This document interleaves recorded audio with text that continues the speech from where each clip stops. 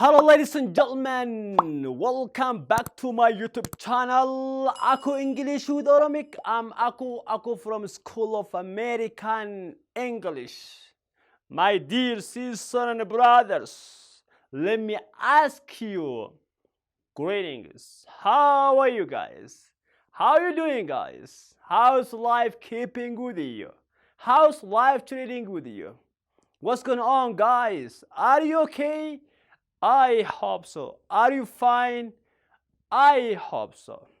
Today, in the will of God, we're gonna hear or we're gonna just look. It is about American accents. Before we start our class, I want to say one tongue twister. Please try to just twist after me. It says, I want a lottery and I want to restaurant to charge my battery and I ask the waiter to give me water and she say later. Now let's say again. I want a lottery and I want to restaurant to charge my battery. I ask the waiter to give me water and she said later. Why guys I twist this tongue twister today? Cause our today's class is focused on that. Please, let's have a look. Kabajamtoota daawwattoota chaanaalii Akka English with Oromic. Akkam nagaa jirtu fayyuma keessanii baga jiraachuun keessan anaaf milkaa'ina. Okay, kabajamtoota kiyyaa guyyaadhaa barumsa American accent yookaan immoo waa'ee loqodaa yookaan immoo loqoda Ameerikaa fi loqoda biraa garaagarummaa isaa laalle jechuudha. Loqoda especially our focus is especially on American accent. Keetu loqonni kun barannu kan Amerikaa fi kan British yeroo biraa addaan baafnee laallati hadhaaf immoo loqoda maal akka ta'e baranna jechuudha. Loqoda keessaa kanadhaa qubee T irratti kan focus ta'u jechuudha. Flap T kan ta'e jechuudha. Flap T jechuun maal akka ta'e walumaan laalla jechuudha. Mee gara barumsa keetti kallattiin isin dabarsu. Now, please, here is what American accent. First, let's know the definition of the word accent. Mee dursa accentii maal akka ta'e haa beeknu. Guys, accent means is a ways of pronouncing the words of a language that shows which country or area comes from. Okay, accent jechuun afaan Oromoon loqoda jechuudha. Afaan Oromoon accent jechuun loqoda jechuudha. Loqoda.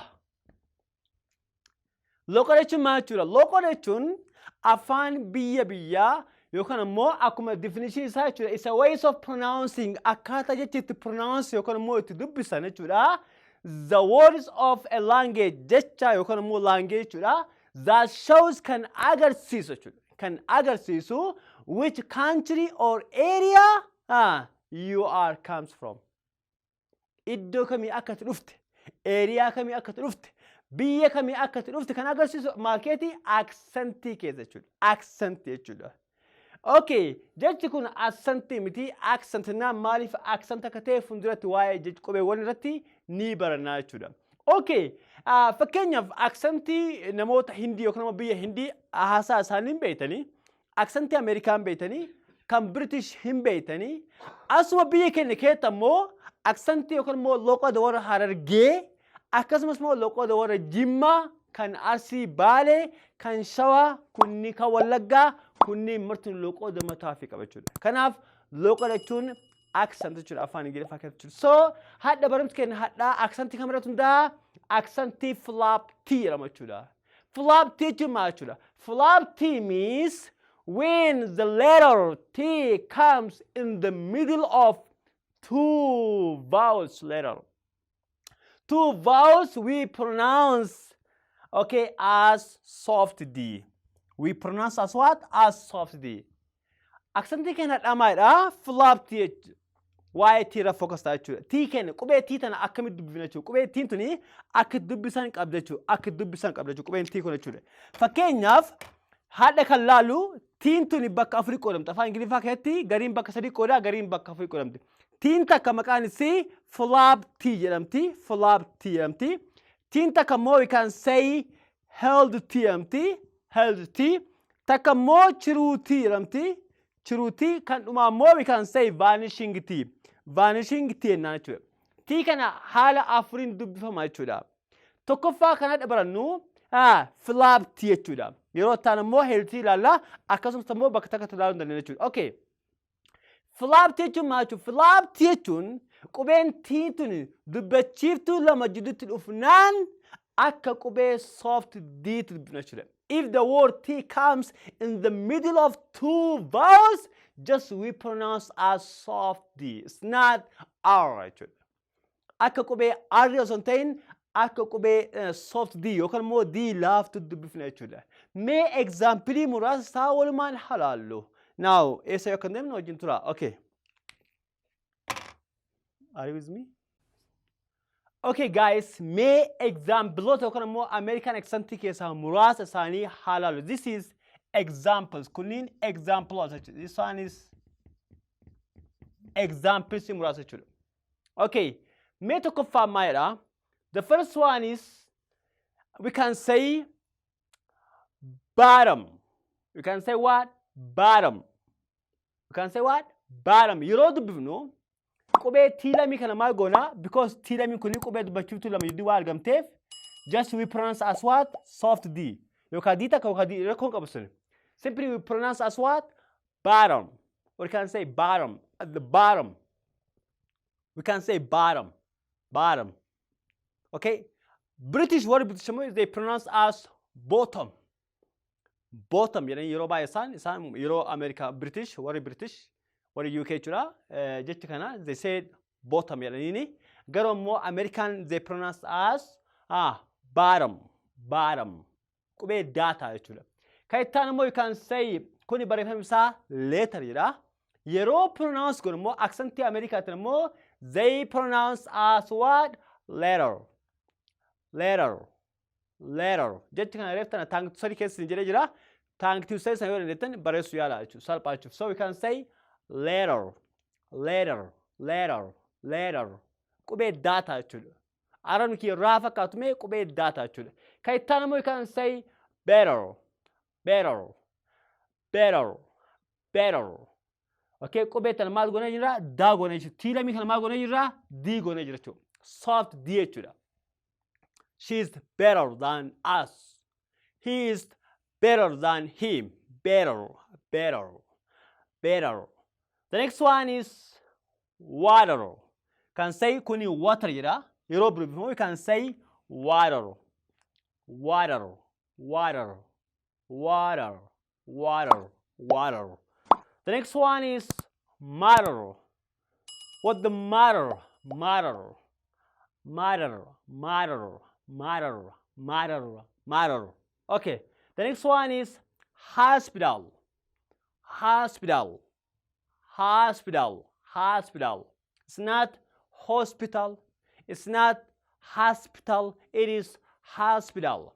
We pronounce what? Hospital. The next one is photographer. Photographer. Photographer.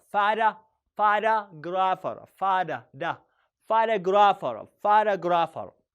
The next one is meeting. Meeting. Meeting. It's not meeting. It is meeting and not pronounced naturally. Kaitana mo computer. Computer. But we pronounce, or Americans or native speakers, they pronounce as what? As computer. Computer. They pronounce as what? Computer.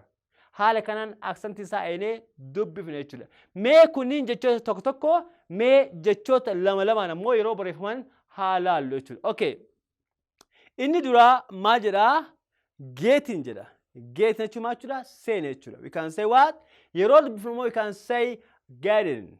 Please get in. Get in. Please get inside. Get in. Get in. Get on. Get on. Get off.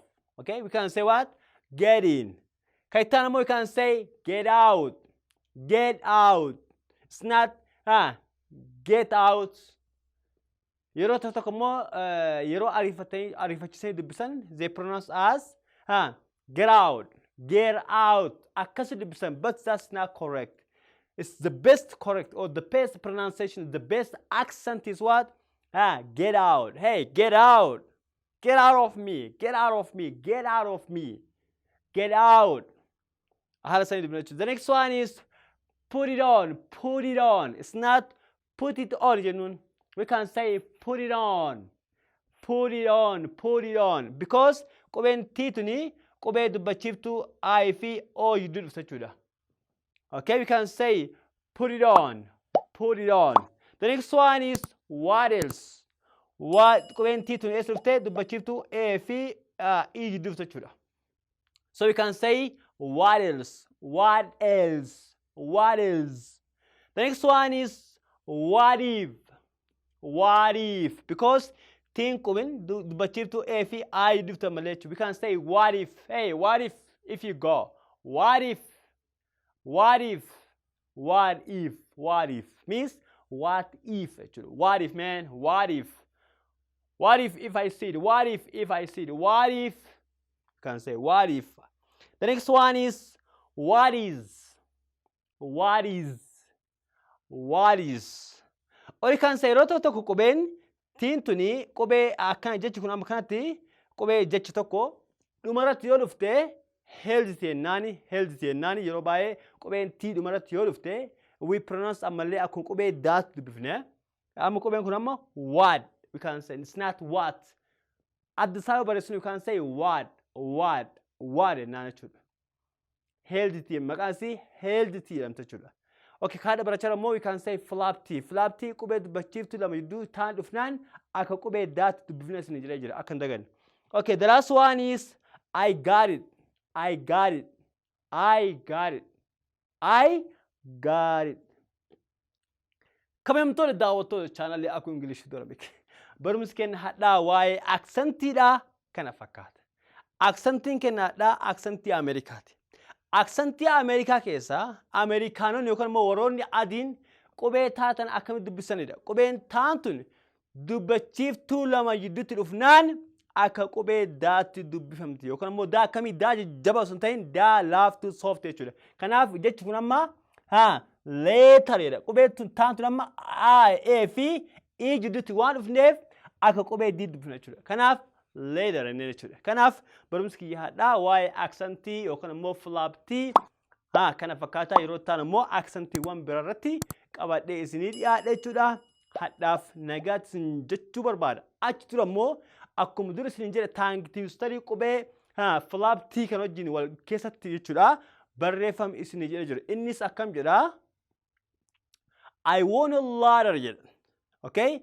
I won a lottery and I went to restaurant to charge my battery and I asked the waiter to give me water and she said later. I won a lottery and I went to restaurant to charge my battery. I asked the waiter to give me water and she said later.